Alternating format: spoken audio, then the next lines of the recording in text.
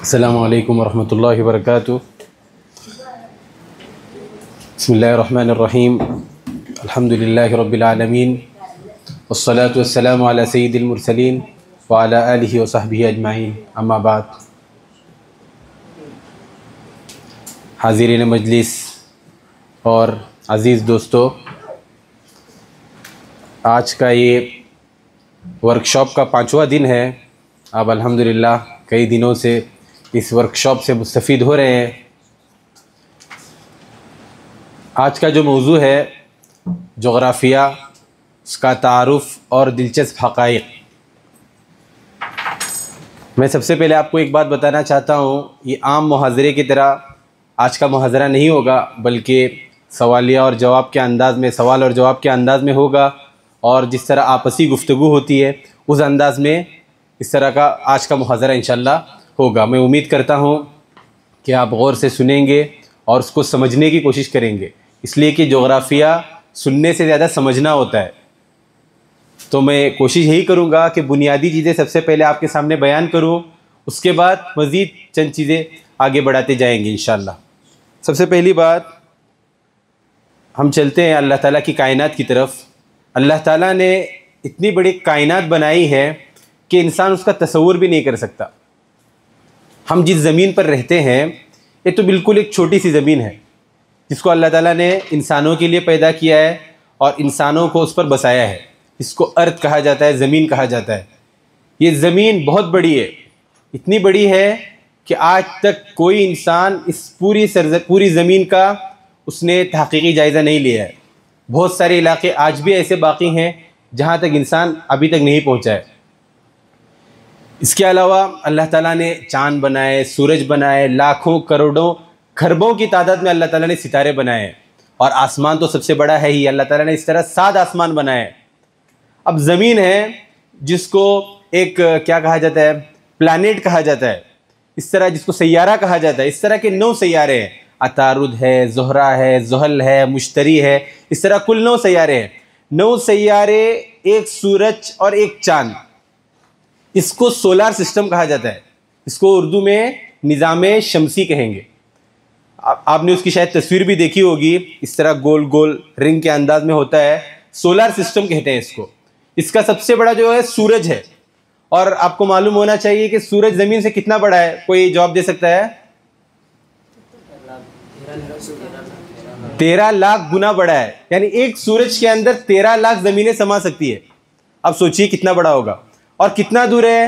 تقریباً 13 crore kilometre, 13 crore kilometre زمین سے دور ہے۔ اسی طرح چاند ہے، چاند زمین کے مقابلے میں تو بہت چھوٹا ہے، 1/4 یا 1/3 کہا جا سکتا ہے۔ اب چاند کتنا دور ہے زمین سے؟ کوئی بتا سکتا ہے کیا؟ زمین سے کتنا دور ہے چاند؟ چاند پر جاتے ہیں، کئی حضرات گئے ہوئے ہیں۔ زمین سے 3,85,000 کلومیٹر دور ہے چاند، اور چاند پر کہا جاتا ہے کہ آکسیجن نہیں ہے، پانی بھی نہیں ہے۔ نئی نئی تحقیقات آ رہی ہے کہ پانی کی کچھ دریافت، وہاں سے پانی دریافت ہوا ہے۔ اب اس کی حقیقت جو ہے وہ لوگ اور اللہ ہی بہتر جانتا ہے کہ حقیقت میں ہوا ہے یا نہیں۔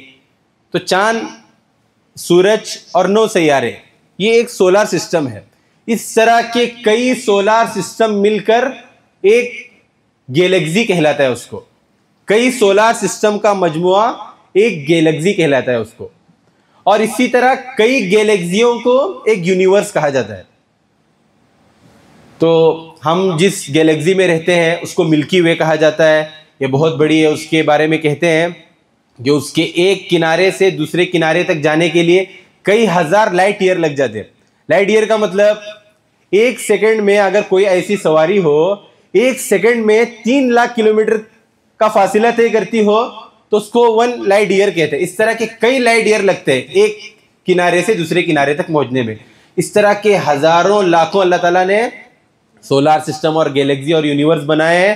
یہ سب آسمان کے مقابلے میں کچھ بھی نہیں ہے۔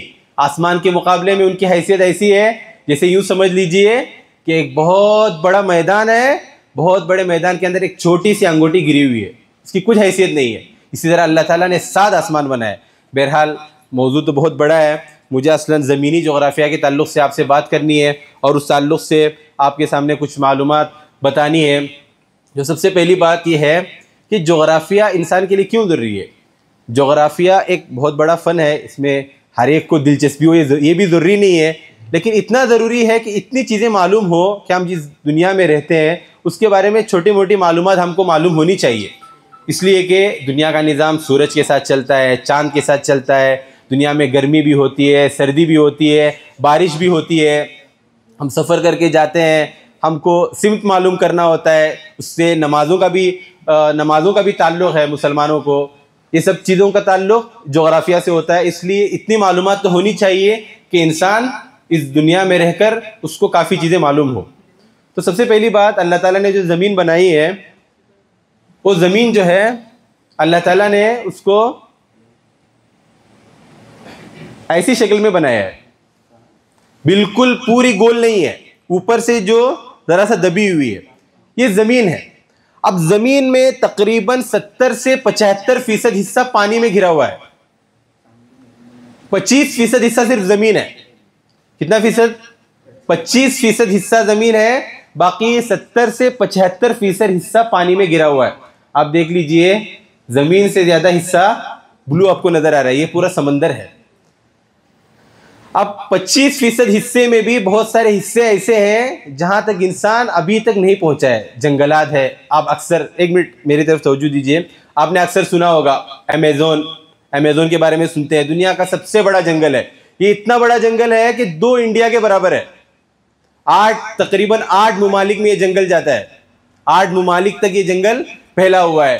اب اس میں ایسے جانور, ایسے قسم کے پیڑ پودے, ایسے قسم کے پرندے ہیں کہ انسان کو آج تک مکمل طور پر اس کو دریافت نہیں کر سکا ہے. تو میں بتا رہا تھا کہ اللہ تعالیٰ نے جو زمین بنائی ہے اس میں سے تقریباً 70 سے 75% حصہ پانی میں ڈھکا ہوا ہے. اب دیکھیے, انسانوں نے دنیا کی تقسیم اس اعتبار سے کی ہے کہ اس کو 7 بر اعظموں میں تقسیم کیا ہے. یہاں پر آپ کے سامنے 7 بر اعظم ہیں. ایک ہے ایشیا, آپ دیکھ لیجئے, اس کے بالکل پاس میں ہے یوروپ جس کو کہتے ہیں ہم. اس کے بعد ہے ساؤتھ افریقہ. یہ جو مڈل ایسٹ ہے یہ تو ایشیا ہی کا حصہ ہے. سعودی, دبئی, بحرین, قطر, اس علاقے کو مڈل ایسٹ کہا جاتا ہے, اور یمن, ایران وغیرہ سب اس میں آ جاتا ہے. ایک ہے بر اعظم افریقہ, یہ بھی دنیا کا ایک بہت بڑا بر اعظم ہے. اس کے بعد آتا ہے بر اعظم آسٹریلین اوشینیا, یہ بھی دنیا کا ایک بر اعظم ہے. 5واں بر اعظم ہے نارتھ امریکہ, جس کو شمالی امریکہ کہا جاتا ہے, اور یہ وہی نارتھ امریکہ ہے جس کے اندر مشہور جو امریکہ ہے جس کو USA کہا جاتا ہے, یونائٹڈ اسٹیٹ آف امریکہ, یہ بھی نارتھ امریکہ میں ہے, اور کینیڈا بھی اسی بر اعظم میں ہے. اس کے بعد 7واں بر اعظم ہے ساؤتھ امریکہ. یہ ساؤتھ امریکہ بھی ایک بہت بڑا بر اعظم ہے. یہ کل 7 بر اعظم ہیں. اس میں سے سب سے بڑا بر اعظم کون سا ہے, کوئی بتا سکتا ہے؟ ایشیا ہے. آبادی کے اعتبار سے بھی اور رقبے کے اعتبار سے بھی تقریباً سب سے بڑا بر اعظم ایشیا ہے. اس کے اندر تقریباً 48 ممالک ہیں. کون سے بر اعظم میں؟ ایشیا کے بر اعظم میں تقریباً 48 ممالک ہیں. اسی طرح افریقہ کا بر اعظم, یہ بھی ایک بہت بڑا بر اعظم ہے. اس کے اندر تقریباً 54 ممالک آتے ہیں. کتنے ممالک آتے ہیں؟ 54 ممالک. لیکن اس کی خاصیت نہ کہیے, اس کے اندر ایک بہت بڑا ڈیزرٹ ہے جس کو ریگستان کہا جاتا ہے, اور اس ریگستان کا نام ہے سہارا ڈیزرٹ, جو تقریباً 10 ممالک تک پھیلا ہوا ہے. جو بالکل اوپری حصہ, آپ کو تھوڑی دیر بعد مزید اس کی چند تصویریں دکھائیں گے. تو اس میں بھی تقریباً 54 ممالک ہے, اور یہ ایک آدھ ممالک کو چھوڑ کر تقریباً یہ غریب بر اعظم کہلاتا ہے. اس میں ساؤتھ افریقہ ہے جو کیا کہتے ہیں مالدار ملک ہے, اسی طرح مصر ہے مالدار ہے, اور ایک آدھ ممالک اگر جوڑ لیں تو اس کے علاوہ جتنے بھی ممالک ہیں اس میں پسماندہ اور خستہ حال ممالک مانے جاتے ہیں. یہ 2 بر اعظم ہوئے. اس کے اندر تقریباً کتنی 54 ممالک آتے ہیں. بر اعظم یوروپ ہے, یہ دکھنے کے اعتبار سے تو اتنا بڑا نہیں ہے, لیکن پھر بھی اس کے اندر تقریباً 44 ممالک آتے ہیں جس کو یوروپین کنٹریز کہتے ہیں. اس کے اندر اسپین آتا ہے, انگلینڈ آتا ہے, پھر اس کے بعد جو بڑے بڑے کیا کہتے ہیں مشہور جو ممالک ہیں, رشیا بھی اسی کے اندر آتا ہے, اور ترکی بھی اسی میں آتا ہے, فرانس, اٹلی, جرمنی, یہ سب ممالک اسی ممالک کے اندر آتے ہیں, اسی بر اعظم کے اندر آتے ہیں. اب یورپ کے اندر, یورپ جو ہے, بعض ممالک ایسے ہیں جو آدھا ملک تو یورپ میں آتا ہے, آدھا ملک ایشیا میں آتا ہے. اب 2 ممالک ایسے ہیں اس کے اندر.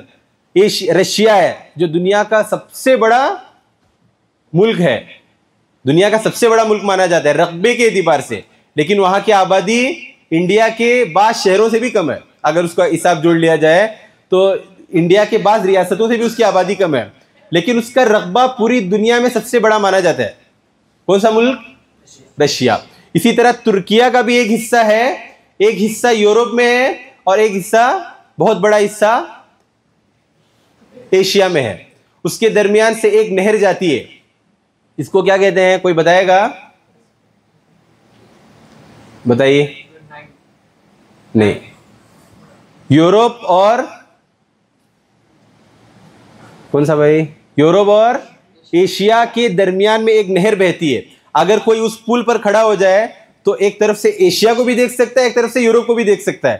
بہت مشہور ہے, کوئی بتائے گا؟ ایک نہر ہے اور وہاں پر ترکی کے انڈر ہے. وہاں پر کسی بھی کشتی کو گزرنا ہے تو ترکی کے جھنڈے کو اٹھانا ہوتا ہے. وہاں کا کچھ سسٹم ہے. باتفورس, شاباش, صحیح جواب, باتفورس کہتے ہیں اس کو. ٹھیک ہے, انشاءاللہ بعد میں دکھا دیجیے. تو جس طرح میں نے کہا کہ بعض ممالک ایشیا میں آتے ہیں اور وہی ملک اس کا بعض حصہ یورپ میں بھی آتا ہے. اب اس کے بعد 7 کنٹیننٹ کا آپ کے سامنے تذکرہ ہو گیا. 7 بر اعظم ہیں جو جس میں سے سب سے بڑا آبادی کے اعتبار سے بھی اور رقبے کے اعتبار سے بھی ایشیا ہے, اور دوسرے نمبر پر افریقہ ہے, تیسرے نمبر پر نارتھ امریکہ ہے, چوتھے نمبر پر ساؤتھ امریکہ ہے, 5ویں نمبر پر انٹارکٹیکا ہے. یہ 7واں بر اعظم ہے. شاید میں نے اس کا تذکرہ نہیں کیا. یہ بر اعظم اس کو ڈیزرٹ کہا جاتا ہے. اب آپ کو بتاتا چلوں کہ ڈیزرٹ کہتے کس کو ہے. ہمارا عام تصور یہ ہوتا ہے کہ جہاں پر ریگستان ہو, جہاں پر ریتی ہو, اس کو ڈیزرٹ کہتے ہیں. ٹھیک ہے, ایک اس کا ڈیفینیشن اور ایک اس کا, یہ تو بالکل صحیح ہے. لیکن حقیقت میں ڈیزرٹ اس علاقے کو کہا جاتا ہے کہ جہاں پر 25 سینٹی میٹر سے کم بارش ہوتی ہے, اس علاقے کو ڈیزرٹ کہا جاتا ہے. بارش تو ہوتی ہے لیکن 25 سینٹی میٹر سے کم. آپ کو پیمانوں کے بارے میں بھی معلومات ہونی چاہیے. ہم لوگ عام طور پر فٹ, اس کے بعد میٹر, سینٹی میٹر, ملی میٹر, ان سب چیزوں کا حساب لگاتے ہیں. انچ کا بھی حساب لگایا جاتا ہے. اب ہم عام طور پر سنتے ہیں کہ اس سال ہندوستان میں بہت زیادہ بارش ہوئی, بھٹکل میں بارش ہوئی, تقریباً 145 سینٹی میٹر بارش ہوئی. سنتے ہوں گے شاید آپ چھٹیوں میں ایسے تذکرہ آتا ہے. اس کا کیا مطلب ہے سینٹی میٹر بارش ہوئی کا مطلب؟ اس کا مطلب یہ ہوتا ہے کہ اگر بارش کا پورا پانی جمع کیا جائے اور کہیں پر بھی وہ پانی زمین کے اندر بھی نہ جائے, نہر میں بھی نہ جائے, کہیں پر بھی نہ جائے, اگر اس تمام پانی کو جمع کیا جائے تو سینٹی میٹر اتنا ہو جائے گا. اس حساب سے اس کا پیمانہ لگایا جاتا ہے. ایسی بہت ساری مشینیں ہوتی ہیں اور بہت سارے پیمانے ہوتے ہیں جس کی بنیاد پر ماہر موسمیات یہ فیصلہ کرتے ہیں کہ اس علاقے میں اتنی سینٹی میٹر بارش ہوئی ہے, اتنی سینٹی میٹر بارش ہوئی ہے. تو جس علاقے میں 25 سینٹی میٹر سے کم بارش ہوتی ہے ان علاقوں کو ڈیزرٹ کہا جاتا ہے. اب ڈیزرٹ 2 طرح کے ہوتے ہیں. ایک کولڈ ڈیزرٹ کہتا ہے اس کو کہتے ہیں, اور ایک ہاٹ ڈیزرٹ کہتے ہیں. کولڈ ڈیزرٹ میں وہاں پر گرمی تو نہیں ہوتی ہے, سردی ہوتی ہے. جیسے انٹارکٹیکا ہے, آپ کو ہر طرف سے برف ملے گا وہاں پر, لیکن بارش نہیں ہوتی ہے. وہاں پر ہریالی نہیں ہے, کوئی چاول اور اناج وہاں پر نہیں اگے گا, کوئی درخت آپ کو مشکل سے نظر آئیں گے. ایک کولڈ ڈیزرٹ کہلاتا ہے. اسی طرح کشمیر بھی 2 حصوں میں تقسیم ہے, بلکہ 3 حصے کہیے. ایک جموں ہے, ایک کشمیر ہے, اور ایک لیہ اور لداخ ہے. لداخ والا علاقہ بھی, وہاں پر بھی بارش نہیں ہوتی ہے. دکھنے کے اعتبار سے, منظر کے اعتبار سے بہت خوبصورت علاقہ مانا جاتا ہے, اور اتنی اونچائی پر ہے کہ عام لوگوں کو وہاں اگر کوئی جانا چاہے تو سانس لینے میں دشواری ہوتی ہے. اس لیے کہ آپ کو یہ بات بھی معلوم ہونی چاہیے کہ سطح زمین سے جتنا علاقہ اوپر ہوگا وہاں پر سردی بھی زیادہ ہوگی, اس کو ہل اسٹیشن بھی کہتے ہیں ہم لوگ, اور سانس میں بھی تکلیف ہو سکتی ہے, سانس لینے میں بھی. اسی طرح بعض حضرات جو جاتے ہیں کہتے ہیں کہ لداخ میں جو جاتا ہے اس کو 3 دن تک کوارنٹائن رہنا پڑتا ہے, باہر نکلنے کی اجازت نہیں ہوتی ہے. لیکن کوئی کرتا نہیں ہے, وہ کسی طرح کسی بھی صورت میں کیا کہتے ہیں کسی بھی طرح باہر نکل جاتے ہیں, کچھ پیسہ ویسا کھلا کر, اور جو ہوٹل والے ہوتے ہیں وہ کچھ اپنی سیٹنگ سے باہر جانے کی اجازت دیتے ہیں. ورنہ حکومت کے اعتبار سے اگر کوئی مسافر یا کوئی ٹورسٹ اگر لداخ میں چلا جائے تو اصولاً اس کو 2 یا 3 دن تک رکنا ہے, باہر نہیں نکلنا ہے. اس کی وجہ یہ ہے تاکہ اس ماحول میں کیا ہو جائے, ایڈجسٹ ہو جائے, وہ موسم میں برابر ڈھل جائے اور وہ موسم اس کے لیے سازگار ہو جائے. تو جس طرح میں نے بتایا ڈیزرٹ دو طرح کے ہوتے ہیں, ایک ہوتا ہے ڈرائی ڈیزرٹ یا جس کو کولڈ ڈیزرٹ کہتے ہیں, اور ایک ہوتا ہے ہاٹ ڈیزرٹ. اب ہاٹ ڈیزرٹ یہ سہارا ڈیزرٹ ہاٹ ہے, اور اسی طرح انڈیا میں بھی ایک بہت بڑا ڈیزرٹ ہے جہاں پر اب مینام بھائی ہوا ہے, تو کون سا ڈیزرٹ ہے بھائی؟ تھار ڈیزرٹ ہے, جو یہ بھی دنیا کا 17واں سب سے بڑا ڈیزرٹ ہے. تھار ڈیزرٹ جو راجستھان میں ہے اور تقریباً 2 لاکھ اسکوائر کلومیٹر پر پھیلا ہوا ہے. اس کا 15% حصہ ہندوستان میں آتا ہے, اور 85% حصہ ہندوستان میں, اور 15% حصہ اس کا پاکستان میں آتا ہے. تو جس طرح میں نے بتایا کہ ڈیزرٹ دو طرح کے ہوتے ہیں, ایک کولڈ ڈیزرٹ, ایک ہاٹ ڈیزرٹ. تو جس طرح میں بتا رہا تھا کہ افریقہ میں تقریباً بہت بڑا حصہ ڈیزرٹ کا ہے. اسی طرح سعودی عرب میں بھی الربع الخالی, یہ دنیا کا دوسرا سب سے بڑا ڈیزرٹ مانا جاتا ہے. کہتے ہیں کہ 1/4 سعودی کا جو حصہ ہے صرف ربع الخالی میں چلا جاتا ہے. پورا ریگستان ہے چاروں طرف, ہر طرف رہتی ہے, وہاں پر نہ درخت اگتے ہیں نہ پانی ملتا ہے, اگر مل بھی جائے تو بہت کم مقدار میں ملتا ہے. اسی طرح ایک بر اعظم ہے جس طرح ہم نے تذکرہ کیا ساؤتھ امریکہ اور نارتھ امریکہ. اس میں بھی تقریباً ساؤتھ امریکہ میں 23 ممالک ہیں. نارتھ امریکہ میں ویسٹ انڈیز جو علاقہ ہے جس کو کیریبین بھی کہتے ہیں, آپ نے شاید سنا بھی ہوگا, کرکٹ ٹیم بھی ہے ویسٹ انڈیز. ویسٹ انڈیز کوئی ایک ملک نہیں ہے, تقریباً 13 ملکوں کا ایک مجموعہ جس کو کیریبین کہتے ہیں, اس کو ویسٹ انڈیز کہتے ہیں. چھوٹے چھوٹے جزیرے ہیں, ان 13 ملکوں کا جو مجموعہ ہوتا ہے اس کو ویسٹ انڈیز کہتے ہیں. یہ ہے کینیڈا ہے, میکسیکو ہے, اور جو مشہور امریکہ ہے وہ سب نارتھ امریکہ میں آتا ہے. اور اسی طرح ساؤتھ امریکہ میں بھی تقریباً 14 ممالک آتے ہیں.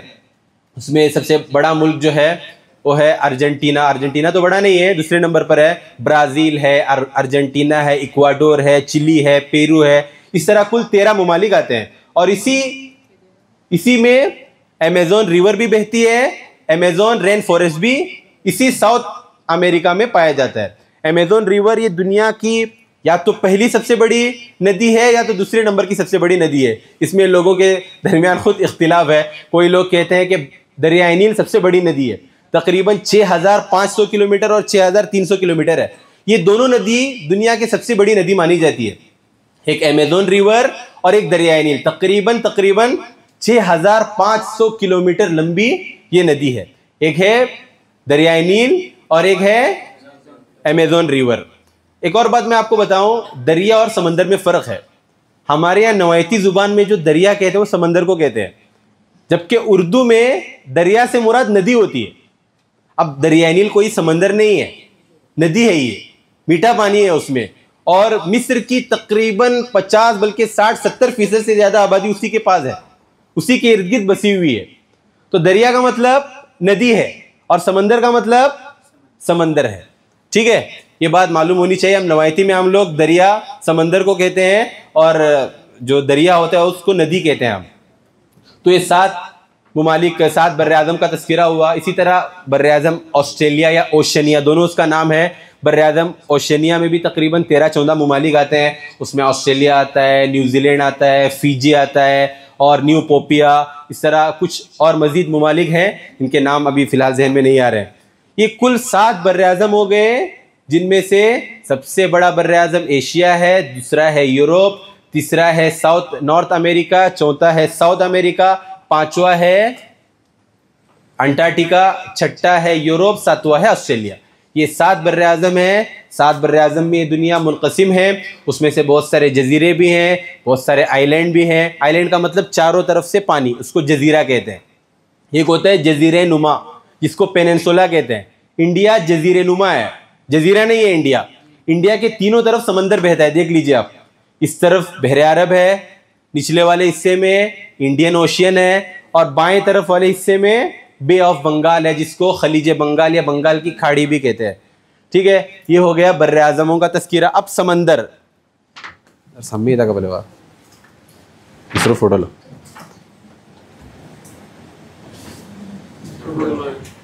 فوٹو لو تو فوٹو بول لو تو بولے تو لو. اب 7 جس طرح بر اعظم اسی طرح 7 سمندر بھی ہے. Second photo. 7 سمندر ہے, وہ بس 7 سمندر ہے. یہ 5 سمندر کہہ لیجئے، بعض لوگ اس کو 5 سمندر کہتے ہیں، بعض اس کو 7 سمندر کہتے ہیں، ٹھیک ہے۔ سب سے پہلے جو سمندر میں آپ کو بتاؤں گا انڈین اوشین، جو ہندوستان کے بالکل نیچے ہے، جس کو انڈین اوشین کہا جاتا ہے، جس کو بحر ہند کہتے ہیں۔ اگر آپ کو نظر نہیں آ رہا ہے تو آگے آ جانا، اچھا ہے جو کو پڑھے تھے سب میں۔ انڈین اوشین ہے ایک سمندر۔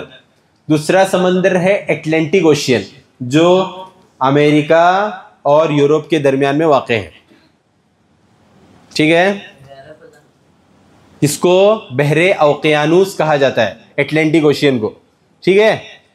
اب جو نارتھ امریکہ اور ساؤتھ امریکہ کا علاقہ ہے، یہ کوئی پرانا علاقہ نہیں ہے۔ آپ کو یہ بات معلوم ہونی چاہیے کہ ساؤتھ امریکہ اور نارتھ امریکہ کا علاقہ کوئی پرانا علاقہ نہیں ہے، تقریباً 500 یا 600 سال ہی ہو گئے اس کو آباد ہوئے، ورنہ اس طرف دنیا آباد تھی، اس طرف پورے جنگلی لوگ ہوا کرتے تھے۔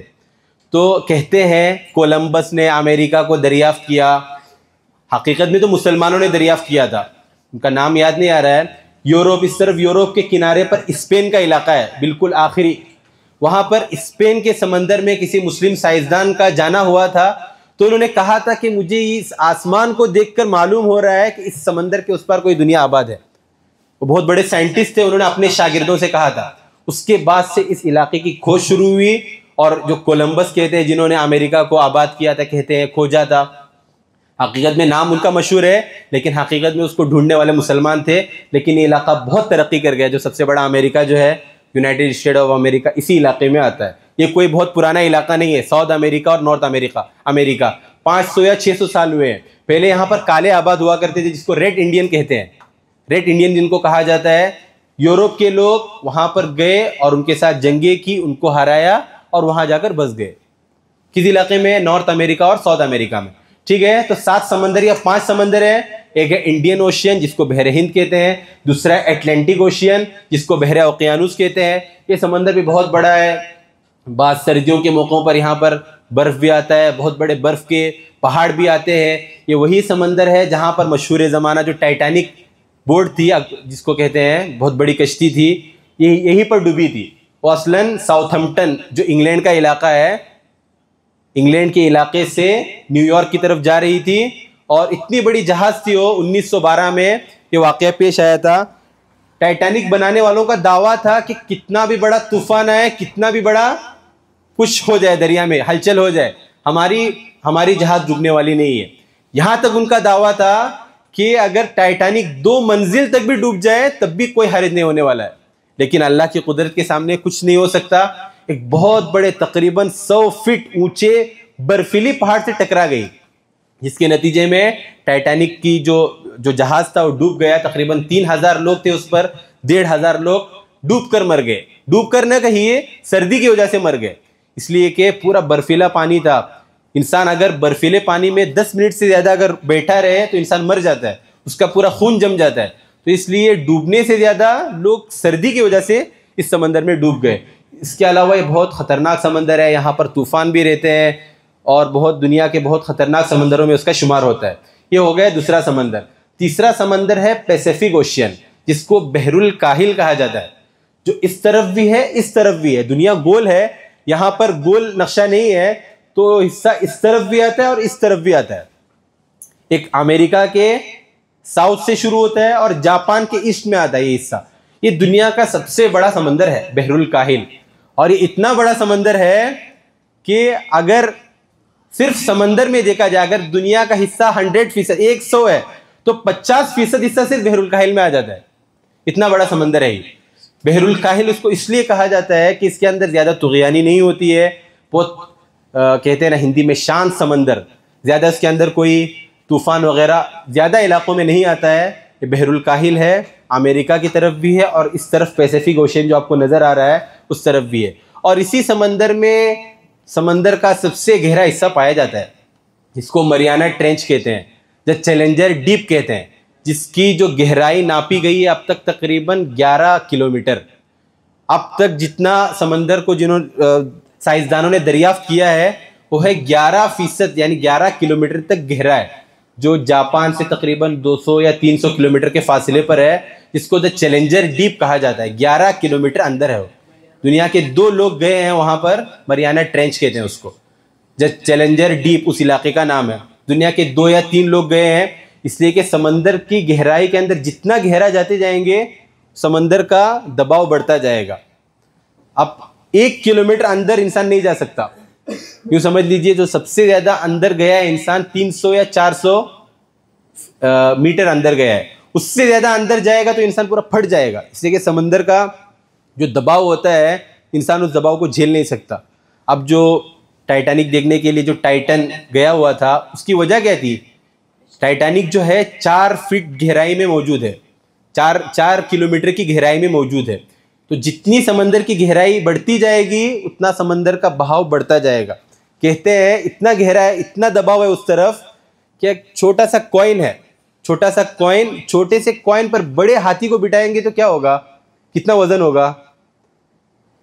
یوں سمجھ لیجیے ایک انسان ہے، ایک انسان پر 2 ہاتھیوں کو بٹھائیں گے تو کتنا اس کا وزن ہو جائے گا؟ تو سمندر کی گہرائی میں بھی اس طرح وزن ہوتا ہے.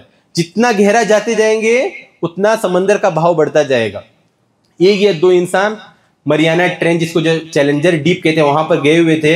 ایک انسان اکیلا گیا تھا، اس کو محسوس ہوا کہ اس کی سب میرین کے اندر کچھ کریک آنے شروع ہو گئے ہیں، پھٹنے کی آواز طرح آنے لگی، فوراً اوپر آ گیا. زیادہ دیر وہاں پر رک نہیں سکا، اس لیے کہ سب میرین جو ہوتی ہے ہر سب میرین اندر نہیں جا سکتی. ایک سب میرین کی ایک کیا کہتے ہیں ایک مقدار ہوتی ہے، 1 کلومیٹر پانی کے اندر جا سکتی ہے. عام طور پر جو جنگی سب میرین ہوتی ہے وہ 2 یا 3 کلومیٹر تک اندر جا سکتی ہے، اس سے زیادہ اندر نہیں جا سکتی. اس سے زیادہ اندر جائے گی تو پھٹ جائے گی وہ سمندر کے بہاؤ سے، سمندر کی کیا کہتے ہیں دباؤ سے. ٹھیک ہے، یہ تیسرا سمندر ہے پیسیفک اوشین. اسی کے اندر چیلنجر ڈیپ موجود ہے جو دنیا کے سمندر کا سب سے گہرا حصہ ہے. چوتھا سمندر جو ہے ساؤتھ اوشین، جو بالکل اس طرف آپ کو نظر آ رہا ہے انٹارکٹیکا کے اوپر. اب اس سمندر میں ہوتا یہ ہے کہ کبھی کبھار یہاں پر برف جم جاتا ہے اور کبھی کبھار پانی ہوتا ہے ساؤتھ اوشین میں، جس کو انٹارکٹک اوشین بھی کہتے ہیں. اور ایک 5واں سمندر ہے اوپر جو ہے آرکٹک اوشین، اس کو آرکٹک اوشین کہتے ہیں. یہ 5 سمندر ہو گئے. اب اس کو 7 سمندر بھی کیا جا سکتا ہے. اٹلانٹک کا جو علاقہ ہے ساؤتھ اٹلانٹک کہہ لیجئے اور نارتھ اٹلانٹک کہہ لیجئے. اوپر کے حصے کو نارتھ اٹلانٹک کہیں گے، نچلے حصے کو ساؤتھ اٹلانٹک کہیں گے. کتنا ہو گیا؟ 6 ہو گیا. اور پیسیفک اوشین کو بھی نارتھ پیسیفک اوشین اور ساؤتھ پیسیفک اوشین، یا 5 سمندر بھی اس کا شمار کیا جا سکتا ہے یا 7 سمندروں میں بھی اس کو شمار کیا جا سکتا ہے. یا اللہ تعالیٰ نے سمندر بنائے ہیں جو تقریباً دنیا کے 70 یا 75% حصے میں پھیلا ہوا ہے. اب ایک فرق آپ کو معلوم ہونا چاہیے کہ دنیا میں 5 سمندر تو نہیں ہے، بہت زیادہ ہیں، الگ الگ نام ہے. بحر عرب کا نام سنتے ہیں، بحر قلزم کا نام سنتے ہیں، بحر قزوین کا نام سنتے ہیں، کیسپین سی سنتے ہیں آپ، اسی طرح میڈیٹرین سی سنتے ہیں، بحر متوسط شمالی جس کو کہتے ہیں، بے آف بنگال ہے جو ہندوستان کے پاس ہے، بحر عرب ہے. اب سمندر تو پوری دنیا میں ایک ہی ہے، کہیں نہ کہیں سے سمندر ایک دوسرے کے ساتھ جڑے ہوئے ہیں، لیکن پہچاننے کے لیے اور فرق کے لیے علاقوں کے اعتبار سے سمندروں میں کئی نام الگ الگ رکھے گئے ہیں. اب ایک فرق یہ ہے بحر اور بحیرہ، 2 فرق ہیں اس کے اندر بحر اور بحیرہ میں. اب سمندر تو 7 یا 5 ہے جو میں نے ابھی آپ کے سامنے تذکرہ کیا. اب جو چھوٹے چھوٹے سمندر ہوتے ہیں اس کو بحیرہ کہتے ہیں. مثلا دیکھ لیجئے آپ ہندوستان کے کس طرف، ویسٹ کی طرف بحر عرب ہے، اس کو سمندر نہیں کہیں گے، اوشین نہیں کہیں گے، بلکہ اس کو کیا کہیں گے؟ سی کہیں گے. ٹھیک ہے نا. اب نچلے والے سمندر کو انڈین اوشین کہتے ہیں، ٹھیک ہے، لیکن جو بحر عرب ہے اس کو اوشین نہیں کہیں گے بلکہ کیا کہیں گے؟ اس کو عربین سی کہتے ہیں ہم لوگ. اب فرق یہ ہے جس کی زمین چھوٹی ہو اس کو سی کہتے ہیں اور جو سمندر کا علاقہ بہت بڑا ہو اس کو اوشین کہتے ہیں. اس طرح بحر بہت سارے ہیں، بحیرہ کہیں گے اس کو. سی بہت زیادہ ہے دنیا میں، عربین سی ہے، اور اس کے درمیان مصر اور سعودی کے درمیان ایک چھوٹا سا سمندر، باریک لکیر آپ کو نظر آ رہی ہے جدہ میں جو سمندر ہے اس کو کیا کہتے ہیں؟ ریڈ سی کہتے ہیں یا بحر قلزم کہتے ہیں.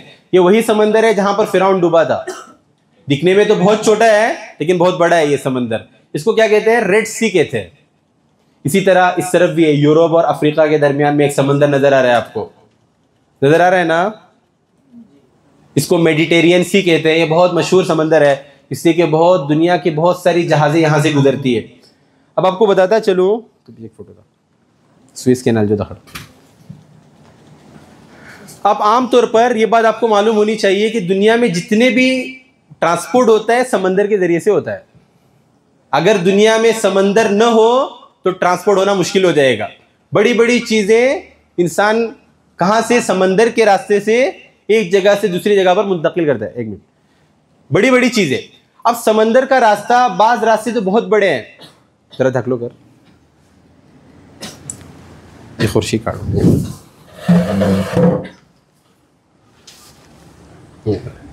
ذرا دھک لو کر. اب یہ دیکھ لیجئے، اگر ہندوستان والوں کو یورپ جانا ہے، ذرا دھک لو کر، تو یہاں سے گزر کر اس طرف جانا پڑے گا. بہت لمبا راستہ ہو جائے گا. تقریباً 150 سال پہلے تک یہ معاملہ تھا کہ یہاں کے علاقے والوں کو اگر یورپ جانا ہے تو پورا علاقہ گھوم کر جانا پڑے گا. بہت مشکل تھا، بہت پیٹرول کا خرچہ آتا، بہت دن گزر جاتے، ضائع ہو جاتے. تو اسی لیے مصر اور چند حکومتوں نے مل کر یہاں درمیان سے ایک راستہ نکالا. حقیقت میں سمندر یہاں تک ختم ہے، لیکن یہاں پر انہوں نے ایک راستہ بنایا، ایک نہر بنائی، مصنوعی نہر. وہ اس لیے بنائی تاکہ راستہ یہاں سے مل جائے اور میڈیٹرین سی اور یورپ جایا جا سکے. اس کو سوئس کینال کہتے ہیں. تقریباً 1850 کے آس پاس، مجھے برابر تاریخ یاد نہیں آ رہی ہے، سوئس کینال بنایا گیا. وہ لوگ نہ ہٹتے گا. دیکھیے مصنوعی سمندر ہے، یہاں تک سمندر ہے. اب اس والے حصے کو کاٹ کر یہاں پر نہر بنائی گئی. چھوٹی سی باہر ہی گئے، آپ کو نظر نہیں آئے گی، لیکن یہاں سے بہت ساری کشتیاں گزر جاتی تھی. یہ دھک لو کر، الڈو کر. دیکھیے یہ جو باہر ہی آپ کو نظر آ رہی ہے، دیکھیے بلو کلر آپ کو نظر آ رہا ہوگا، ٹھیک ہے نا؟ اس کو کہتے ہیں سوئس کینال. یہ انسانوں نے اور کئی حکومتوں نے مل کر بنایا ہے، اس لیے کہ اگر ہندوستان والوں کو اور ایشیا والوں کو اگر یورپ جانا ہے تو پورا افریقہ گھومتے ہوئے جانا پڑے گا. تو اس لیے کیا کیا؟ لوگوں کی آسانی کے لیے کئی حکومتوں نے مل کر ایک سوئس کینال بنایا، جس کی وجہ سے ہندوستان والوں کو، پاکستان والوں کو اور اسی طرح ایشیا کے دوسرے ممالک کو یورپ میں جانا آسان ہو گیا. ان کا راستہ بھی کم ہو گیا، وقت بھی بچ گیا. ٹھیک ہے. ایک اور ہے پناما کینال. اس طرف آئیے.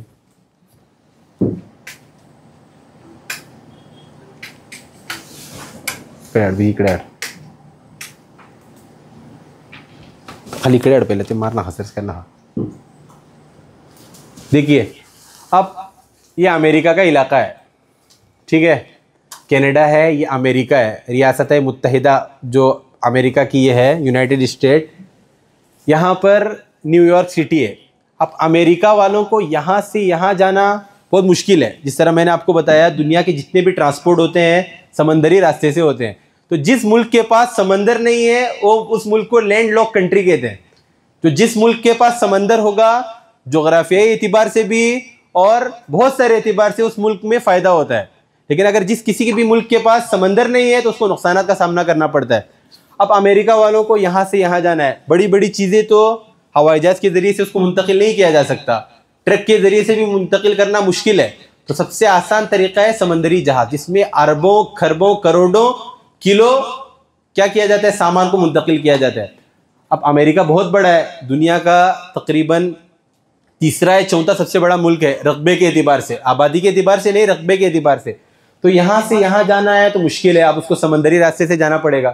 رخال گیل تو اس کو پورا یہاں سے گزرتے ہوئے اس طرف سے ہوتے ہوئے ساؤتھ امریکہ کو پار کر کے یہاں پر آنا پڑے گا. ایک امریکہ اپنے ایک شہر سے دوسرے شہر آنے کے لیے سامان منتقل کرنا ہے. تو یہ بھی تقریباً 18ویں یا 19ویں صدی کی بات ہے. امریکہ نے پناما والوں سے گفتگو کی. پناما پہلے آزاد ملک نہیں تھا، وینیزولا کے کنٹرول میں تھا. تو امریکہ نے پناما جو ایک بہت بڑا ملک ہے، تو ان سے کہا کہ ہم آپ کا ساتھ دیں گے، ہم آپ کو آزاد دیش کر دیں گے، ہم آپ کو آزاد کرائیں گے. آپ ایک کام کیجئے، آپ ہمارا پروجیکٹ میں ساتھ دیجئے، ایک ہم بہت بڑا کینال بنائیں گے. تو امریکہ نے ان لوگوں کا ساتھ دیا. وینیزولا اور کولمبیا کے انڈر تھا پناما، آزاد ہو گیا اور امریکہ کی مدد سے یہاں پر ایک بہت بڑا کینال بنایا گیا. سمندر کو کاٹ کر، اس زمین کو کاٹ کر سمندر سے جوڑ دیا گیا. یہ ہے پیسیفک اوشین اور یہ اٹلانٹک اوشین. اب جو سفر یہاں سے ہو کر اس طرف سے ہو کر یہاں آنا پڑتا تھا، یہاں پر انہوں نے ایک چھوٹا سا کیا لگا دیا، زمین کو کاٹ کر اس کو سمندر سے جوڑ لیا. تو اس سے کیا ہو گیا بھائی؟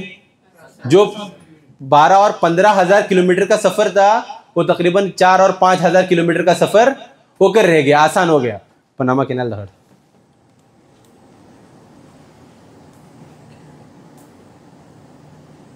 مارنے تھی گا.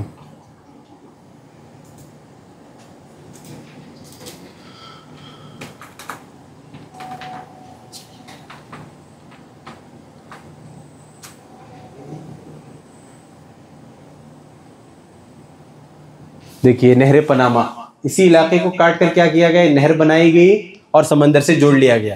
لیکن اس میں ایک پرابلم بھی تھا اور آج بھی ہے یہ پرابلم. وہ جو حصہ ہے پہاڑی علاقہ تھا، پہاڑی علاقے کو کاٹنا مشکل ہے. اگر مسطح زمین ہو تو اس میں نہر بنانا آسان ہے.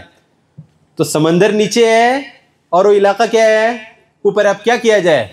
تو انہوں نے ایک ترکیب یہ بنائی، نہر تو اوپر ہی بنائی اور اس کے اندر 3 گیٹیں لگائی ہیں. 3 گیٹ. ایک کشتی آتی ہے، سمندر ہے اس طرف، ایک نہر بنائی گئی ہے، نہر کے اندر جاتی ہے، وہ گیٹ بند ہو جاتی ہے. گیٹ بند ہونے کے بعد دوسری نہر سے پانی چھوڑ دیا جاتا ہے. جو کشتی جو نیچی تھی وہ اوپر آ جاتی ہے اسے کہ کوئی دوسرا راستہ ہی نہیں ہے. آپ اگر ویڈیو میں دیکھیں تو آپ کو معلوم ہو جائے گا how Panama canal is work. آپ اس طرح کچھ ویڈیو سرچ کیجئے، آپ کو معلوم ہو جائے گا. 3 گیٹیں بنائی گئی ہے، ہاؤ پاناما کینال ورک. اس طرح آپ یوٹیوب پر سرچ کیجئے، معلوم ہو جائے گا. تو جس طرح ایک گیٹ بند ہونے کے بعد اس کشتی کو اٹھایا جاتا ہے پانی کے ذریعے سے، پانی بھر دیا جاتا ہے. پانی جب بھر دیں گے تو کیا ہوگا؟ بوٹ خود بخود اوپر آ جائے گی. اب وہ دوسری نہر کے برابر ہو جاتی ہے. اب دوسری گیٹ کھولی جاتی ہے. دوسری گیٹ کھولنے کے بعد دوسری گیٹ کے اندر آتی ہے، پہلی گیٹ کیا ہو جاتی ہے؟ بند ہو جاتی ہے. اب دوسری گیٹ سے بھی بوٹ کو کیا کیا جاتا ہے؟ اٹھایا جاتا ہے. اب جو سمندر جو نچلی طرف ہے اور جو علاقہ کیا ہے؟ اوپر ہے. اب سمندر کے ساتھ کیا کہتے ہیں، کشتی کو بھی کیا کیا گیا؟ اوپر اٹھایا گیا. اس طرح جا کر وہ علاقہ پار کرنے کے بعد اب سمندر میں واپس آنا ہے. تو اس طرف بھی 3 گیٹیں بنی ہوئی ہے. اب اوپر آ گیا، اب نیچے لانا ہے، سمندر سے جوڑنا ہے. میں آپ کو شاید بتاؤں تو آپ کو مکمل طور پر یہ بات واضح نہ ہو، آپ خود ایک مرتبہ دیکھ لیجئے، آپ کو معلوم ہو جائے گا. تو یہ سمندر جو ہے، اس میں انسانوں نے بھی لوگوں کی آسانی کے لیے سمندروں کو سمندروں سے جوڑا ہے. اس کو پاناما کینال کہا جاتا ہے. ٹھیک ہے، یہ ہو گیا سمندر کے بارے میں. تو سمندر کے بارے میں اگر کسی کو کچھ پوچھنا ہے تو ضرور پوچھیے. اس سے کہ جس طرح میں نے کہا، یہ صرف یہاں پر سننا نہیں ہے، آپ لوگوں کو بھی شریک ہونا ہے. ایک آپسی گفتگو کی طرح آج کا محاضرہ ہوگا. کچھ سوالات ہیں آپ کے ذہن میں، آگے بڑھیں؟ ٹھیک ہے بھائی، کچھ سوال ہے تو آخر میں ضرور پوچھیے. ایک اور ہے جبرالٹر. کوئی سنا ہے؟ کوئی جانتا ہے کیا؟ اسٹریٹ آف جبرالٹر کون بتا سکتا ہے؟ یورپ بھی طرف بر اعظم افریقہ اور بر اعظم یورپ کے درمیان میں ایک چھوٹا سا جبرالٹر کہتے ہیں اس کو، ایک چھوٹا سا سمندری علاقہ ہے. اگر امیجز مار آکڑے مار لو، جبرال جی تو کن مار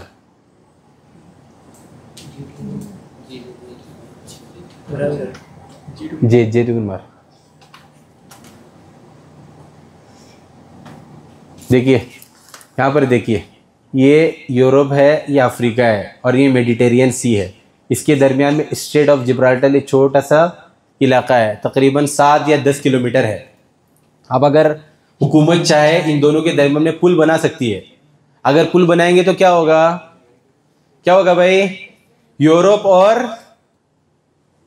اور افریقہ کا بحری راستے سے نہیں بلکہ زمینی راستے سے کانٹیکٹ ہو جائے گا. اب افریقہ سے یورپ جانا ہے، یا تو اس کو ہوائی جہاز پر جانا پڑے گا یا کشتی سے جانا پڑے گا. لیکن اگر حکومت چاہے تو ان دونوں کے درمیان میں کیا بنا سکتی ہے؟ ایک پل بنا سکتی ہے. بڑے بڑے پل دنیا میں موجود ہیں. ابھی انڈیا میں ایک بہت بڑا پل بنا ہے سمندر میں، نوی ممبئی اور پرانی ممبئی کو جوڑنے کے لیے. اٹل بہاری واجپئی پل جس کو کہتے ہیں، 15 کلومیٹر کا پل ہے سمندر میں، بہت خوبصورت بھی ہے. ابھی 1 سال یا 2 سال بھی نہیں ہوئے اس پل کو کھلے ہوئے. اگر یہاں پر بھی چاہے افریقہ کی حکومت اور یورپ کی حکومت تو چاہے تو بنا سکتے ہیں. اس طرف موروکو دیش ہے جس کو مراکش کہتے ہیں، اور اس طرف اسپین ہے. اب بناتے نہیں ہیں. کیوں نہیں بناتے؟ اس کی 3 وجوہات بتاتے ہیں کیوں نہیں بناتے. سب سے پہلی وجہ یہ ہے کہ اس طرف علاقہ بہت گہرا ہے، 900 میٹر گہرا ہے، تقریباً یوں سمجھ لیجئے 1 کلومیٹر گہرا ہے، اور 1 کلومیٹر گہرے علاقے میں پل بنانا آسان نہیں ہے۔ اور دوسری وجہ یہ اس طرف بہت زیادہ طوفان رہتا ہے اور زلزلہ آنے کا بہت زیادہ چانس رہتا ہے اس علاقے میں، تو اس لیے اس طرف بھی کیا نہیں کرتے ہیں، پل نہیں بنا سکتے۔ اور تیسری ایک اور اہم وجہ یہ بھی ہے کہ حکومت چاہتی ہی نہیں ہے یورپ کی، اس لیے کہ افریقہ کے علاقے بہت پسماندہ ہوتے ہیں، غریب ہوتے ہیں، وہ یہ سوچیں گے کہ اگر اس طرف پل بنایا جائے گا تو لوگ ہجرت کریں گے، افریقہ کے لوگ یورپ میں آئیں گے، جس سے ان کو نقصان ہو سکتا ہے۔ یہ 2-3 وجوہات ہیں جس کی بنیاد پر یہ بنانا ہی نہیں چاہتے ہیں، ٹھیک ہے۔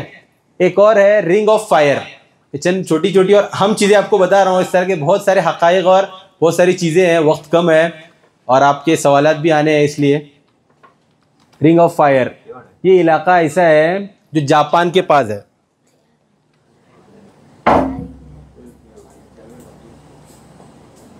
یہ رنگ آف فائر اس طرف جاپان ہے اور یہ پورا اٹلانٹک اوشین ہے۔ آپ کو معلوم ہونا چاہیے جاپان دنیا کے ترقی یافتہ ملک میں سے ایک ملک ہے، بہت ترقی ہوئی وہاں پر۔ امریکہ نے وہاں پر بم داغا تھا، آپ کو معلوم ہونا چاہیے، نیوکلیئر، لیکن اس کے باوجود وہ لوگ بہت ترقی کر گئے اور بہت زیادہ ترقی ہے۔ وہاں پر سونامی بہت زیادہ آتی ہے، وہاں پر زلزلے بہت زیادہ آتے ہیں، وہاں پر والکینو جس کو آتش فشاں کہتے ہیں یا جوالا موکی کہتے ہیں بہت آتے ہیں، اس لیے کہ یہ جو علاقہ ہے رنگ آف فائر کہتے ہیں اس کو، اس سمندر میں بہت سارے پہاڑ ہیں، جزیرے ہیں، جہاں سے آتش فشاں بہت پھوٹتے ہیں، والکینو ایرپشن بولتے ہیں اس کو، ٹھیک ہے۔ ان سب کے باوجود جاپان اب بھی مضبوط ہے، وہاں کے لوگ بہت ترقی یافتہ بھی ہیں، ہمت والے بھی ہیں۔ وہاں پر انہوں نے بڑی بڑی دیواریں بنائی ہیں، 30 فٹ اونچی، 40 فٹ اونچی۔ اگر سونامی آ بھی جائے تو سونامی کے اثر کو دیواریں کیا کر لیتی ہے، روک لیتی ہے، لیکن اللہ کی قدرت کے سامنے کسی کی چلتی نہیں ہے۔ لیکن اللہ نے انسان ہی کو عقل دی ہے، نہ انسان ہی اس کیا کہتے ہیں اس سے اپنے آپ کو بچا سکتا ہے۔ بڑی بڑی انہوں نے دیواریں بنائی ہیں جس سے سونامی کا بہاؤ کیا ہو جاتا ہے، کم ہو جاتا ہے، یا کم از کم اس کا اثر کم ہو جاتا ہے۔ 30 فٹ 40 فٹ اونچی انہوں نے دیواریں بنائی ہے، اور وہاں پر زلزلے بہت زیادہ آتے ہیں۔ یا ایسے علاقوں میں واقع ہے جاپان، ایسی جگہ پر جس کو ورسٹ جغرافی کہتے ہیں، سب سے بری جغرافیہ ان کی ہے، لیکن اس سب کے باوجود جاپان آج بھی ترقی یافتہ ہے، سب سے ترقی یافتہ ملک ہے۔ وہاں پر زلزلے بہت آتے ہیں، اس کے بچاؤ کے لیے انہوں نے کیا کیا، ایسی ایسی عمارتیں بنائی ہیں جس سے، جس طرح یہ ہوتا ہے نا اسپرنگ سے کیا ہوتا ہے، چیز اس طرف بھی ہوتی ہے اس طرف بھی ہوتی ہے، اس طرح کی ترتیب پر انہوں نے اپنی عمارتیں بنائی ہے۔ اور انہوں نے الارم سسٹم رکھا ہے، اگر ان کو ذرا سا بھی محسوس ہو جائے الارم ہونا شروع ہو جاتا ہے کہ زلزلہ آنے والا ہے، لوگ اپنا بچاؤ کر لیتے ہیں۔ کہتے ہیں نا، اب ترکی میں ایک زلزلہ آیا تھا، اس میں ہزاروں لوگوں کا انتقال ہو گیا، ہزاروں لوگ۔ اس طرح کے زلزلے جاپان میں آتے رہتے ہیں اور ایک آدھ لوگ بھی نہیں مرتے ہیں اس میں۔ اس کی وجہ کیا ہے، بہت ترقی یافتہ ہے، انہوں نے الارم سسٹم بنایا ہے، اور بچوں کو چھوٹی عمر میں تربیت دی جاتی ہے کہ زلزلہ آئے تو کیا کرنا ہے، آپ کو زلزلہ آئے تو کسی بھاری چیز کے درمیان بیٹھنا ہے۔ زلزلہ آنے کے بعد ہوتا کیا ہے، زمین ہلتی ہے، اور اموات ہوتی کیسے ہے، بلڈنگ گر جاتی ہے۔ سب سے آسان طریقہ یہ ہوتا ہے زلزلہ جب آیا جائے فوراً باہر نکلا جائے، عمارت میں رہنا نہیں ہے۔ ہمارے زمانے میں بھی لکھنؤ میں ہوا تھا، معظم مولانا کو بھی معلوم ہے، لکھنؤ میں بھی ہم نے زلزلوں کے جھٹکوں کو محسوس کیا ہے، تو بہت حالت خراب ہو گئی سب لوگوں کی، سب لوگ باہر نکل گئے۔ وہاں پر زلزلہ آئے تو کیا کرنا ہوتا ہے، یا تو باہر نکل جائیے یا کسی بھاری چیز کے اندر بیٹھ جائیے، اس سے کیا ہوگا، عمارت گر بھی گئی تو اس کو نقصان نہیں ہوگا۔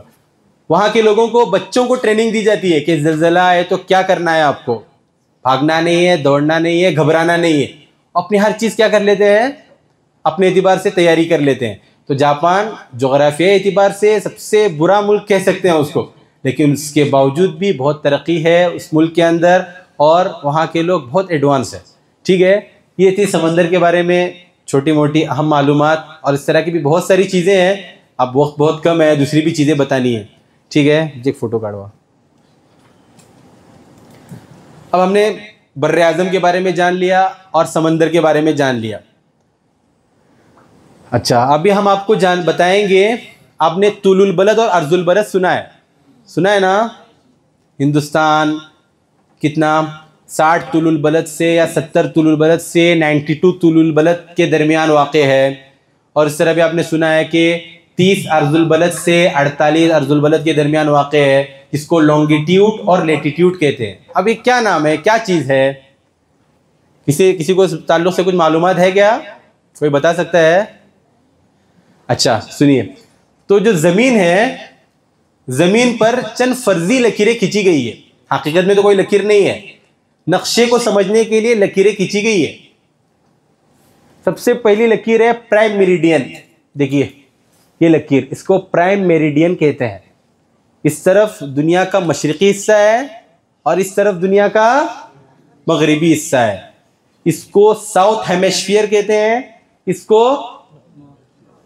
نہیں ایسٹ ہیمسفیئر کہتے ہیں، اور اس کو ویسٹ ہیمسفیئر کہتے ہیں، کرۂ ارضی کہتے ہیں اس کو، شمالی مشرقی کرۂ ارضی اور مغربی کرۂ ارضی، اس کے بالکل درمیان میں پرائم میریڈین ایک لکیر کھینچی گئی ہے، حقیقت میں نہیں ہے، یہاں نقشے کے لیے بتا رہے ہیں آپ کو۔ اس کو کیا کہتے ہیں؟ 0 ڈگری کہتے ہیں اس لکیر کو، کیا کہیں گے بھائی؟ تو یہ جو علاقہ ہے کس کے درمیان سے گزرتا ہے؟ یہاں پر انگلینڈ ہے، انگلینڈ کے ایک شہر گرینش بول کے آتا ہے، گرینش ایک نام ہے، وہاں کی بنیاد بنا کر اس لکیر کو کھینچا گیا ہے، تو یہ 0 ڈگری ہے، اس کو پرائم میریڈین کہتے ہیں۔ اچھا جی، اب یہاں پر آئیے، یہ کتنا ڈگری ہے؟ 10، یہ 20 اور یہ 30 ہوگا، درمیان میں لکیر نہیں آ رہی ہے، یہ 30 ہو گیا، یہ 60 ہو گیا، یہ 90 ہو گیا، یہ لکیریں۔ لمبائی میں جو لکیر کھینچی گئی ہے اس کو طول البلد کہتے ہیں، اور چوڑائی میں جو لکیریں کھینچی گئی ہے اس کو کیا کہتے ہیں بھائی؟ عرض البلد کہتے ہیں۔ انہی لکیروں کی وجہ سے ٹائم میں فرق آتا ہے، یہی اصل بنیاد ہے۔ اب آپ دیکھتے ہوں گے ہندوستان میں آپ 11:15 بج رہے ہیں، 11:40، دبئی میں 1.5 گھنٹہ پیچھے، اس کے بعد سعودی میں 2.5 گھنٹہ پیچھے، اور پیچھے آتے جائیے 3 گھنٹہ 4 گھنٹہ، یوروپ میں 5 گھنٹہ پیچھے ہے، انگلینڈ میں آپ 5 گھنٹے ہم سے پیچھے ہیں، ساؤتھ افریقہ کے علاقوں میں 4 گھنٹے، ساؤتھ افریقہ میں 4 گھنٹہ پیچھے ہے، امریکہ میں جائیں گے تو 9 اور 10 گھنٹے پیچھے ہیں۔ یہ انہی لکیروں کی وجہ سے ہوتا ہے۔ اگر کوئی ان لکیروں کو سمجھ جائے، طول البلد اور عرض البلد، پورا ٹائم سمجھ جائے گا، ٹھیک ہے؟ انہی لکیروں کی بنیاد پر، طول البلد اور عرض البلد کی لکیروں کی بنیاد پر ٹائم کا ڈفرنس معلوم ہو جاتا ہے۔ مختصر انداز میں سمجھانے کی کوشش کروں گا، سمجھ جائیں تو ٹھیک، اور اگر کسی کو مزید سمجھنا ہے تو ملاقات کر کے سمجھنے کی کوشش کیجیے، ٹھیک ہے؟ یہ 0 ڈگری ہے، یہ 10 20 30 40 50 60 90۔ اب ہندوستان جو ہے 82.5 پر واقع ہے، کون سے علاقے پر؟ ہندوستان کا الہ آباد شہر کس حصے پر واقع ہے؟ کون سی لکیر پر واقع ہے؟ 82.5۔ کون سا شہر؟ الہ آباد شہر، پورا ہندوستان نہیں، ٹھیک ہے نا؟ اب ایسی اس طرف 180 لکیریں ہیں، اس طرف 180، کل کتنی ہوئی؟ 360۔ تو کل 360 طول البلد موجود ہے، 180 مغربی طرف اور 180 کس مشرقی طرف ہے۔ اب ہندوستان کس پر واقع ہے؟ 82.5۔ ہندوستان کا الہ آباد شہر، یاد رکھیے، پورا ہندوستان نہیں، بھٹکل 82.5 پر واقع نہیں ہے، الہ آباد شہر، یاد رکھیے۔ ہاں، اب ایک لکیر پر 4 منٹ کا فرق ہوتا ہے، ایک لکیر پر 4 منٹ کا فرق ہوتا ہے۔ آپ یوں سمجھ لیجئے، یہاں پر 12 بجے ہیں، میں مثال کے لیے سمجھا رہا ہوں آپ کو۔ اب ایک لکیر پر کتنا ہوگا؟ 12:04، دوسری لکیر پر 12:08، تیسری لکیر پر۔ اب ہندوستان 82.5 پر ہے، ہندوستان میں کتنا فرق ہو جائے گا؟ آپ نے دیکھا ہوگا GMT کتنا لکھا ہوا ہوتا ہے؟ 5:30 ہوتا ہے نا؟ تو ہندوستان اس لکیر کے مقابلے میں 5 گھنٹہ 30 منٹ کیا ہے بھائی؟ آگے ہے۔ اگر اس علاقے میں 12 بج رہے ہوں انگلینڈ کے گرینچ میں، تو ہندوستان میں کتنے بجیں گے؟ 5:30 بج جائیں گے۔ یہ فرق ہوتا ہے، سمجھ گئے نا؟ اس طرف ٹائم آگے ہوتا ہے، اس طرف ٹائم پیچھے ہوتا ہے۔ بات سمجھ میں آ گئی؟ ہندوستان آگے میں ہے، اس کے بعد چائنا اور آگے ہے، آسٹریلیا اور آگے ہے۔ بات سمجھ میں آ گئی نا سب کو؟ بہت مشکل، آسان کر کے بتا رہا ہوں، یہ چیز مزید سمجھنے کی ہے، بس اتنا سمجھ لیجئے یہ پرائم میریڈین ہے, 0 ڈگری جس کو کہا جاتا ہے. جتنا ڈگری آگے بڑھتے جائے گا ہر ڈگری پر 4 منٹ کا فرق ہوگا. چونکہ ہندوستان کا الہ آباد شہر 82.5 پر واقع ہے, الہ آباد شہر کو کیا کہتے ہیں, اس کو اصل بنا کر ہندوستان کا ٹائم سیٹ کیا گیا ہے. ورنہ پورے ہندوستان میں بھی 3-4 ٹائم زون ہو سکتے تھے. بھٹکل کا ٹائم الگ ہو سکتا تھا, لکھنؤ کا ٹائم الگ ہو سکتا تھا, لیکن ہندوستانی حکومت نہیں چاہتی ہے. اس سے ہندوستان میں, پورے ہندوستان میں ایک ہی ٹائم ہے جس کو انڈین اسٹینڈرڈ ٹائم کہا جاتا ہے, IST کہتے ہیں اس کو. ٹھیک ہے نا.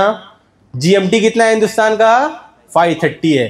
5:30 کے اعتبار سے 82.5 پر واقع ہے 0 سے, تو اس لیے ہندوستان کا ٹائم 5:30 ہے. اگر انگلینڈ کے گرینوچ شہر میں 12 بج رہے ہیں تو ہندوستان میں کتنے بج رہے ہوں گے, 5:30 بج رہے ہوں گے.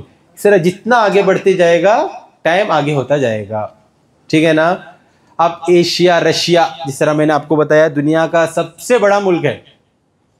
دنیا کا سب سے بڑا ملک اگر کوئی ہے تو رشیا ہے. اتنا بڑا ہے وہ, آپ سمجھ لیجئے کہ رشیا کے ایک علاقے میں, اب موروکو رشیا کا کیا ہے, یہ کیپٹل ہے, اور موروکو یورپ میں آتا ہے. پاؤنا رشیا ایشیا میں آتا ہے اور پاؤ رشیا یورپ میں آتا ہے. اب موروکو جو وہاں کا بہت مشہور شہر ہے, وہاں کی کیپٹل بھی ہے, یہ یورپ میں آتا ہے. اب موروکو کا ٹائم کتنا ہے, 6 بج رہے ہوں گے صبح کے. اب رشیا کے اندر, رشیا کے اندر ایک علاقہ ایسا بھی ہے وہاں پر رات کے 6 بج رہے ہیں. اب سوچ لیجئے کتنا بڑا ہے, 10 گھنٹوں کا فرق ہے, 10 سے 11 گھنٹوں کا. موروکو جو رشیا کا ایک شہر ہے وہاں پر صبح کے 6 بج رہے ہیں, اور بالکل آخری علاقے میں رات کے 5 یا 6 بج رہے ہیں. اتنا بڑا ہے. رشیا میں تقریباً 12 ٹائم زون ہے. کتنے ٹائم زون ہے بھائی, 12 ٹائم زون ہے. اگر کوئی آدمی رشیا کا سفر کرے ایک کنارے سے دوسرے کنارے تک, 12 مرتبہ اس کو گھڑی بدلنی پڑے گی. اور تقریباً ایک ٹرین چلتی ہے وہاں پر 10,000 کلومیٹر کا سفر طے کرتی ہے, جس کو سائبیرین ایکسپریس یا کچھ نام ہے اس کا, جو رشیا کے ایک کنارے سے دوسرے کنارے تک جاتی ہے. تقریباً 10,000 کلومیٹر کا سفر طے کرتی ہے. سائبیرین کچھ ٹرین کا نام ہے. یہ دنیا کا سب سے بڑا علاقہ ہے, لیکن آبادی وہاں پر زیادہ نہیں ہے. ایک بہت بڑا علاقہ سائبیریا ہے جو تقریباً برف سے ڈھکا ہوا ہوتا ہے, اور اسی رشیا کے اندر دنیا کا سب سے کولڈ ایریا پایا جاتا ہے جس کو یوکوتسک نام ہے اس کا, یوکوتسک یا یوسک کچھ کہتے ہیں اس کو. دنیا کا سب سے ٹھنڈا علاقہ ہے, وہاں پر -80 ڈگری تک ٹھنڈی ہوتی ہے. فریزر کتنا ہوتا ہے بھائی, -20 ہوتا ہے. فریزر سے بھی 3 گنا خطرناک. اس علاقے کے لوگ, اس علاقے میں کاریں جو ہوتی ہے, کار بند نہیں کر سکتے. کار بند کریں گے تو کیا ہوگا, جم جائے گا, انجن خراب ہو جائے گی. اس لیے رات دن پوری کار چالو ہی رہتی ہے, آن ہی رکھیں گے. اور بہت ٹھنڈا علاقہ ہے وہاں پر رہنا, ہم لوگوں کے لیے اور آپ لوگوں کے لیے بہت مشکل ہے. -80 ڈگری تک جاتا ہے وہاں پر. ہاں بہت سارے لوگ ہیں وہاں پر. دنیا کا جہاں پر لوگ رہتے ہیں سب سے ٹھنڈا علاقہ ہے. ویسے انٹارکٹیکا میں بھی ٹھنڈے علاقے ہیں, لیکن انٹارکٹیکا میں آبادی نہیں ہے. انٹارکٹیکا میں کوئی لوگ رہ نہیں سکتے, جاتے ہیں کچھ مدت کے لیے جاتے ہیں پھر واپس آ جاتے ہیں. مسلسل یا مستقل کوئی رہ نہیں سکتا. اور انٹارکٹیکا کے بارے میں آپ کو ایک بات معلوم ہونی چاہیے کہ انٹارکٹیکا میں 6 مہینہ دن اور 6 مہینے رات ہوتا ہے.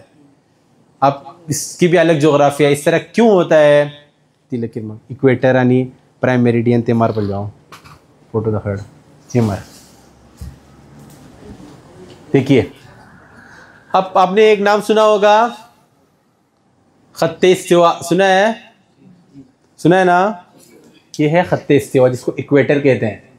انڈیا کے نیچے آتا ہے اکویٹر, ٹھیک ہے نا. ایک ہے خط سرطان, سنا ہے نا, جس کو ٹراپک آف کینسر کہتے ہیں. دیکھیے یہ اوپر ہے, انڈیا کا علاقہ اس میں آ جاتا ہے, یو پی آ جاتا ہے, اس میں آ رہا ہے نا. اور تیسری لکیر ہے ٹراپک آف کیپریکون جس کو خط جری کہتے ہیں. یہ ہے اس طرف آتا ہے. یہ 3 لکیریں ہیں, ٹھیک ہے نا. خط استوا, خط سرطان, خط جری.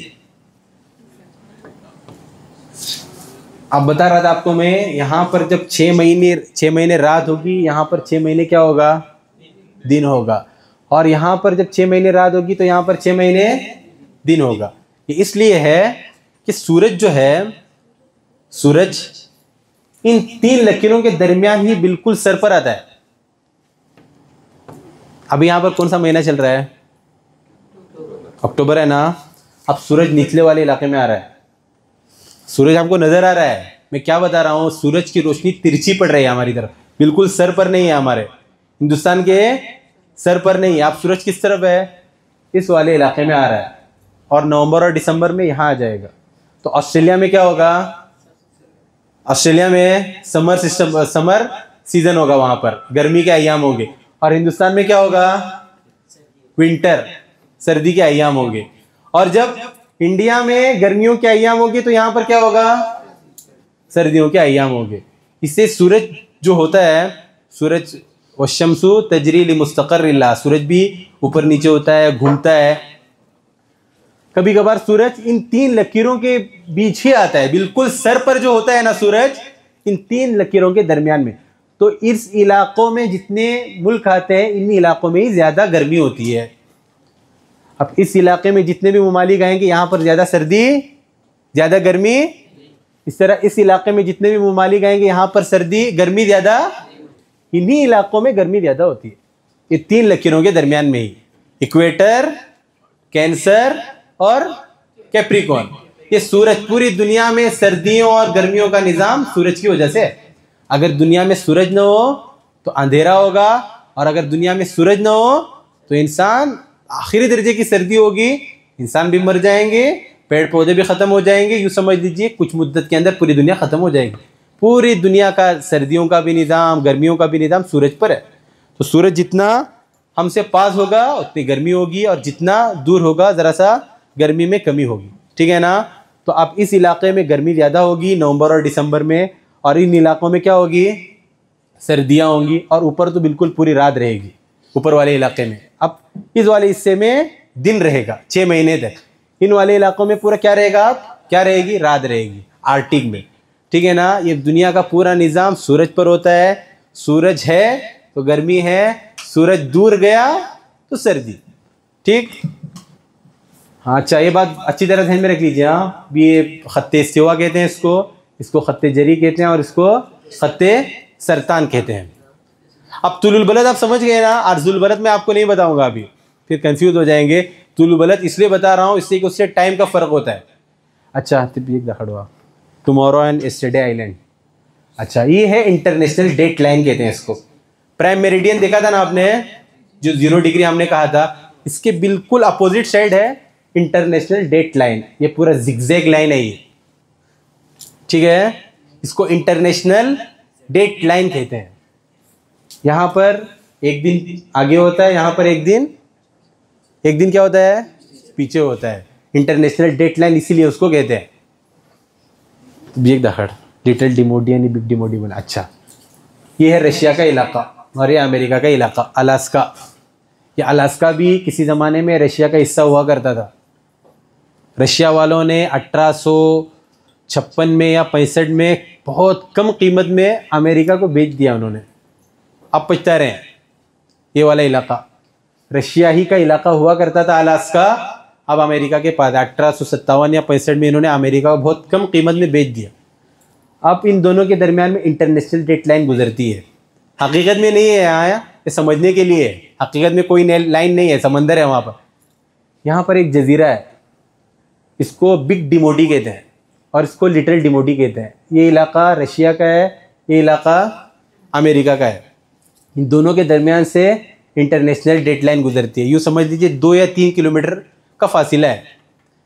بسا اوقات انسان یہاں سے یہاں پر چل کر بھی جا سکتا ہے. سردیوں کے زمانے میں سمندر برف ہو جاتا ہے، اور اگر کوئی ہمت والا آدمی ہمت کرے اور رشیا سے امریکہ چل کر چلا جائے تو یوں سمجھ لیجیے یہاں پر پیر کا دن چل رہا ہے، یہاں آئے گا تو اتوار ہوگا.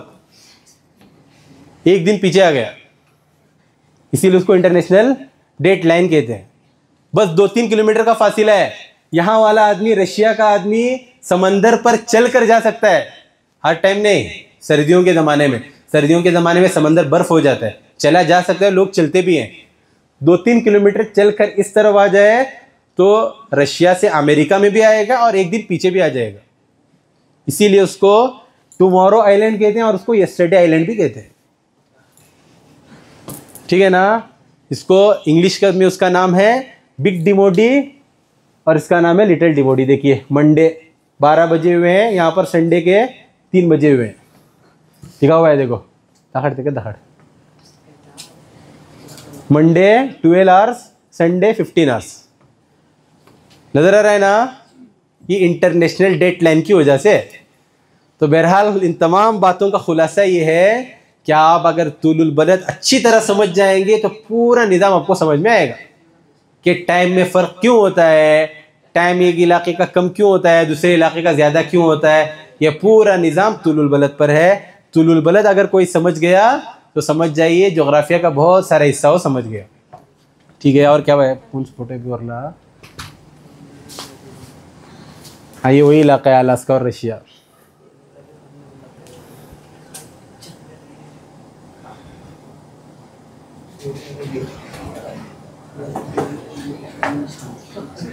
اچھا, ایک اور بات آپ کو بتانی ہے, بارش کم اور زیادہ کیوں ہوتی ہے. یہ بھی ایک جغرافیہ کا, میں نے بہت اہم چیزیں بس آپ کے سامنے بیان کر رہا ہوں. جغرافیہ کا موضوع بہت وسیع ہے. چند اہم چیزیں جو عام طور پر مزیدار بھی ہوتی ہے اور جس کا جاننا ایک حد تک ضروری ہوتا ہے, یہی چیزیں میں آپ کے سامنے بیان کر رہا ہوں. اب بارش کم اور زیادہ کیوں ہوتی ہے, یہ بھی ایک اہم موضوع ہے. سب سے پہلی بات, بارش ہوتی کیسی ہے, کوئی بتا سکتا ہے کیا؟ اللہ الذی یرسل الرياح فتصير سحابا. پورا بارش کا نظام ایسے ہے کہ اللہ تعالیٰ گرمیوں کے زمانے میں سمندر کا پانی ہے, سمندر گرم ہو جاتا ہے اور وہ پانی بھاپ بن کر اوپر جاتا ہے اور بادل اس سے ہو جاتے ہیں, اور جب بادل ہو جاتے ہیں تو اس سے بارش ہو جاتی ہے. فسقناہ الی بلد میت. تو اللہ تعالیٰ کیا کہتا ہے, اس کو جو بنجر زمین ہے اس علاقے تک ہم اس کو کھینچ لاتے ہیں تو اس سے بارش ہوتی ہے. بعض علاقوں میں بارش کم ہوتی ہے, بعض علاقوں میں زیادہ ہوتی ہے. اس کی وجہ کیا ہے, کوئی بتا سکتا ہے؟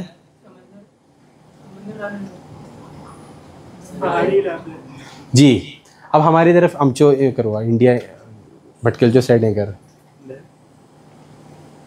تو کرنا 3D نقشہ کارڈ.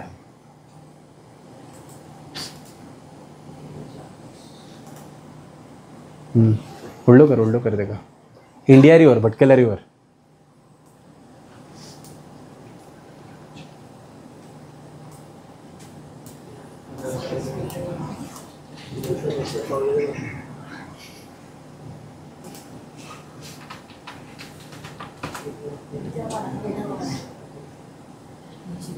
جی, یہاں پر جو ہے یہ ہمارا علاقہ ہے, ممبئی, پونا, گوا, کوچی, درمیان میں بھٹکل سب ہے. بس یہاں پر ہے نا بارش اس علاقے میں زیادہ ہوتی ہے.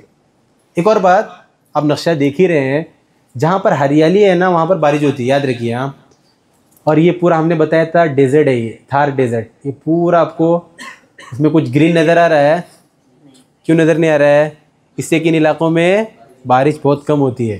تو جس علاقے میں ہریالی آپ کو نظر آئے گی یہاں پر بارش ہوتی ہے. اب یہاں دیکھیے یہ لداخ جو میں نے آپ کو ایریا بیان کیا, یہاں پر کیا ہے, ہریالی نہیں ہے, صرف برف رہتے ہیں نا, وہاں پر بارش کم ہوتی ہے. یہ علاقہ ہے منگولیا اور چین کا, یہاں پر بھی کیا ہوتا ہے, اس علاقے میں بھی بارش کم ہوتی ہے. یہاں پر بارش بہت زیادہ ہوتی ہے. اس کی وجہ کیا ہے, ویسٹرن گھاٹ جو دنیا کی ایک بڑی گھاٹ میں سے پہاڑی سلسلہ جو ہے, دنیا کے بڑے پہاڑی سلسلوں میں اس کا شمار ہوتا ہے, ویسٹرن گھاٹ کہتے ہیں, جو تقریباً یہاں سے یہاں تک پھیلی ہوئی ہے.